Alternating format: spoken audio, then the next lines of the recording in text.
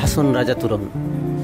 সুনামগঞ্জ শহরে যখন ভিন্ন দেশের মানুষ প্রবেশ করেন, তখন মরমী গানের দর্শনে স্বাগত জানায় এই তোরণ।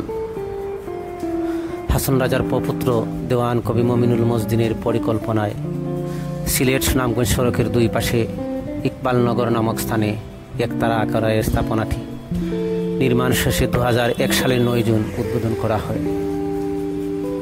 এরপর থেকে পথচারীরা মরমী গানের এই লোকযন্ত্ররূপী স্থাপনায় বিমুগ্ধ হয়ে গানের দেশে প্রবেশ করেন। তারা এই অঞ্চলের লোক মহাজনদের স্মরণ করেন শ্রদ্ধা ও ভালোবাসায়।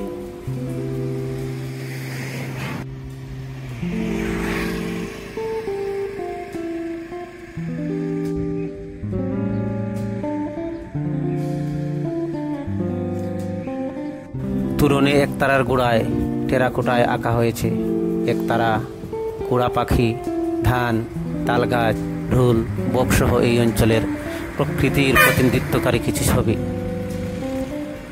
দেখার হাওরের পাশে সুনামগঞ্জ সিলেট সড়কের প্রবেশ মুখে নির্মিত স্থাপনাটি পথচারীদের প্রতিনিয়ত আকৃষ্ট করছে।